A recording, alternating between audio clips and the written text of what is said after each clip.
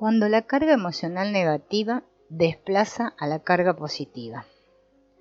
¿Alguna vez has estado pasándola bien con un grupo de amigos y de repente has sentido una tensión interna porque alguien se puso negativo? ¿Has observado que el cambio no se produce a la inversa? Esto ocurre porque las personas que sienten emociones negativas no cambian su estado si alguien en el grupo está relajado o dichoso. Por el contrario, a menudo la persona que se siente positiva probablemente pasará de manera rápida e inconsciente a sentir emociones negativas. La carga emocional positiva se retira cuando la carga negativa se hace presente, porque por naturaleza le permite la entrada a todo lo que se presenta. Es por eso por lo que los bebés son hipersensibles y muy receptivos a las emociones negativas. En ocasiones, un leve suceso negativo de poca importancia los perturba tanto que llegan a sentirse realmente mal. Entonces, de inmediato se quejan y lloran, porque absorben rápidamente la carga emocional negativa de la gente que los rodea. Curiosamente, así nos comportamos todos los seres humanos. Este proceso empieza en la vida intrauterina, cuando primero el embrión y posteriormente el feto absorben todo lo que la madre siente y experimenta, y luego durante el nacimiento y después de él, el bebé sigue absorbiendo las resonancias energéticas de los adultos que lo rodean. Durante la infancia, la mente racional del niño empieza a formular creencias o simplemente imita la de los otros y toma decisiones acerca de él mismo y de la vida en general, creando lo que llamamos autoimagen, una suerte de autorretrato imaginario. La mayoría de nuestras virtudes y talentos son el resultado de este proceso inconsciente. Simultáneamente y de la misma manera, son creadas nuestras deficiencias y limitaciones. Y andando el tiempo, las experiencias, creencias y decisiones negativas se acumulan en el sistema cuerpo-mente creando el cuerpo del dolor. Todos hemos sido bebés. Eso significa que todos somos, en esencia, pura carga emocional positiva. Las contracciones energéticas nos han creado una falsa identidad en la que hemos perdido ese gozo innato y sufrimos a causa de aquello que hemos creado que no es real. En otras palabras, el cuerpo del dolor ha reemplazado nuestra naturaleza original al sofocar la carga emocional positiva. Esta carga está contraída, pero aún está en nosotros.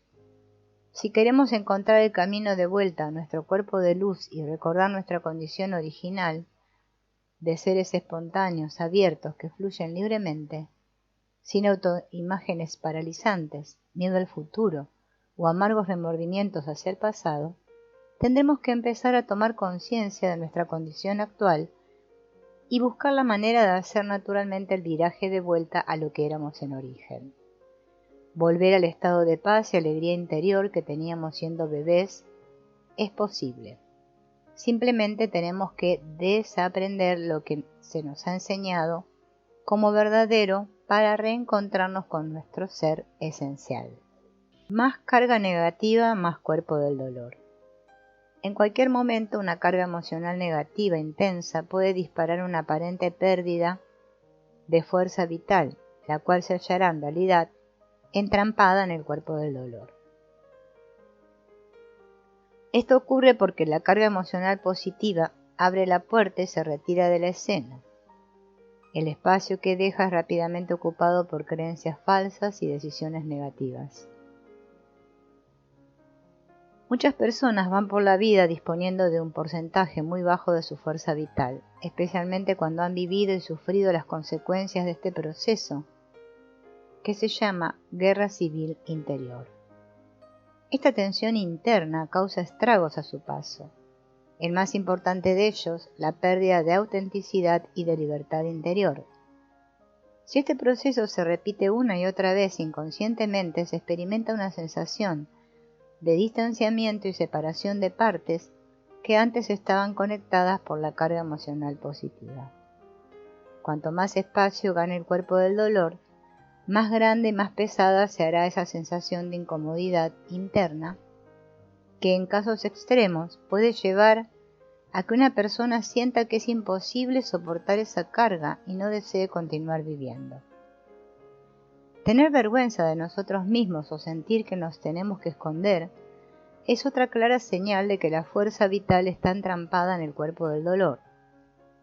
No queremos o no podemos hablar sobre ciertas áreas de nuestra vida, como si nuestro secreto fuera demasiado grande o destructivo, como para exponernos a los demás y compartir lo que nos pasa. Sentimos vergüenza, culpa y miedo, y eso nos provoca una sensación intensa de separación de los demás. Vergüenza, culpa y miedo son precisamente las emociones que más contracciones producen en el expansivo y abarcador campo energético del niño pequeño. Estas emociones negativas producen fragmentación interna y han sido en el pasado y aún lo son utilizadas por las religiones tradicionales y por la educación institucionalizada en la mayor parte del mundo para reprimir nuestra sensación natural de bienestar.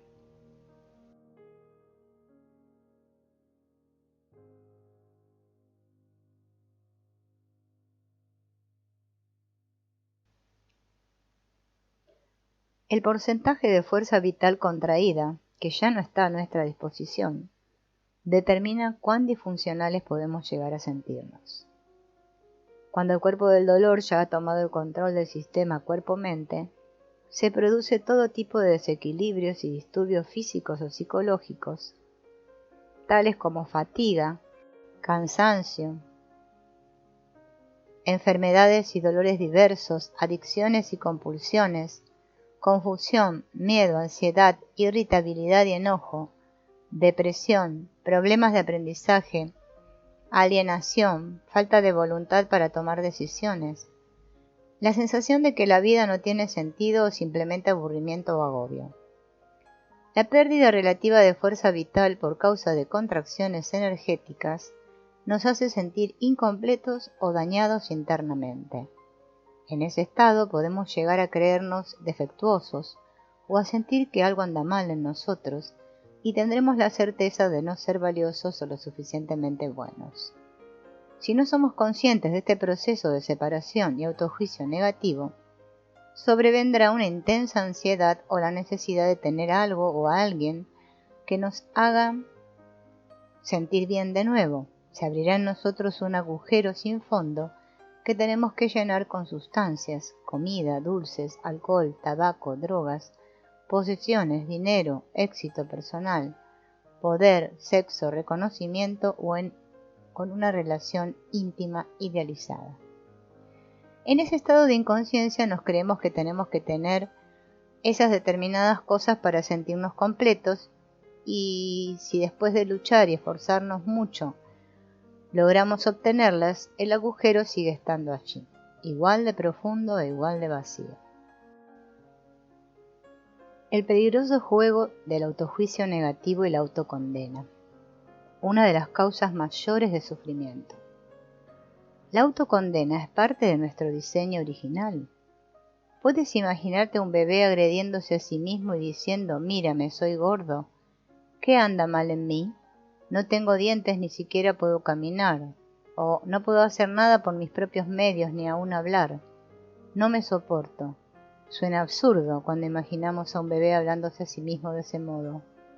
Sin embargo, por desgracia, nos hablamos así a nosotros mismos y a los demás todo el tiempo. Un bebé no concibe que uno se odie a sí mismo. Aprendemos todos estos conceptos por imitación cuando somos muy pequeños, oímos la crítica y el juicio, y entonces nos repetimos dirigiéndonos a nosotros mismos o dirigiéndoselo a otros. Debemos llegar a convencernos de que si amamos a alguien tenemos que criticarlo. Empezamos a creer que la mejor manera de motivarnos o de motivar a otro es a través de la crítica.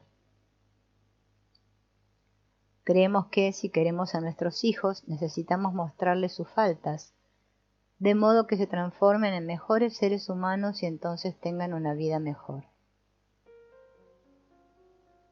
Esta es la receta para crear un adulto inseguro con baja confianza en sí mismo y baja autoestima. Los sentimientos de desvalorización, confusión y falta de propósito son esperables en un chico que está siendo juzgado y condenado diariamente. Para contrarrestar los efectos de esta programación, muchos de nosotros hemos creado una máscara de poder, eficiencia y sonrisas felices y tratamos interminablemente de empujarnos a nosotros mismos y a los demás a creer que valemos cuando cumplimos aquello que se nos dijo que deberíamos cumplir. Esta programación detona en nosotros una resonancia de insatisfacción crónica, en la que siempre necesitamos que algo o alguien nos completen. Creemos que si tenemos más dinero, un cuerpo diferente, un trabajo mejor, una relación de pareja mejor, una casa mejor o algo más, entonces nuestras vidas estarán completas. Inconscientemente buscamos sin par el éxito y la riqueza y a esa alma gemela que nunca llega. El mensaje es: soy defectuoso, lo que soy no es suficiente y algo falta en mi vida. El resultado es un profundo estado de vacío y desconexión de la vida, con una mezcla de miedo, ansiedad y frustración. Este estado incluso tiene un nombre aceptado en nuestra cultura, se llama estrés. Una vez que aprendemos a autocondenarnos, vivimos en estrés. Además, ahora somos parte de un antiguo ritual de nuestra cultura, que consiste en buscar siempre lo que falta en nuestras vidas y desestimar lo que sí tenemos. Cada vez que elegimos tomar parte de este ritual, cambiamos el poder de la vida abundante por aquello que deberíamos o podríamos tener si las cosas hubieran sido diferentes. Esto crea un profundo estado de autotortura. Cada vez que juzgamos negativamente cualquier aspecto de nosotros mismos, nuestras cualidades mentales, nuestras actitudes emocionales o nuestra apariencia física, inmediatamente todo el sistema cuerpo-mente, que es esencialmente carga emocional positiva, se pone en estado de alerta porque le estamos diciendo que hay algo errado o equivocado. Simultáneamente todo el sistema empieza a buscar en su banco de datos la memoria celular, algo del pasado que sintonice con el error del que acaban de hacerlo responsable. Estos defectos pueden ser recuerdos de esta vida o información genética antigua que a veces se remonta a incontables generaciones. Cuando a través de este barrido se encuentra esa información, esta es resucitada, revivida y traída al presente como evidencia de que es cierto que hay algo errado en mí. La curación es un proceso natural automático, así que cuando se da una cierta vibración, se espera el apoyo del resto del sistema, especialmente de la mente racional, puesto que es ella la que habitualmente toma las decisiones. Sin embargo, en nuestra civilización, la mente no está preparada para tratar con memorias celulares o ancestrales, porque su programación no tiene información al respecto. En síntesis, cada vez que te dices que hay algo equivocado en ti, estás creando la posibilidad de que la enfermedad o la infelicidad sean resucitadas de los archivos atávicos. Este autojuicio negativo es un lento suicidio.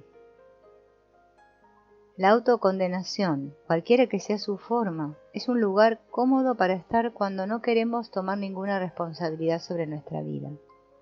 Podemos meditar, cantar, utilizar cristales e incienso, hacer ejercicios especiales, utilizar afirmaciones que proclaman nuestra eterna divinidad. Sin embargo, mientras nos juzguemos a nosotros mismos, el poder interno y la liberación serán nada más que palabras. No hay ninguna manifestación o deseo que se pueda llegar a cumplir mientras estés en estado de desaprobación de ti mismo. Ninguna abundancia, bienestar interno ni buena salud y muy poca alegría podrás esperar.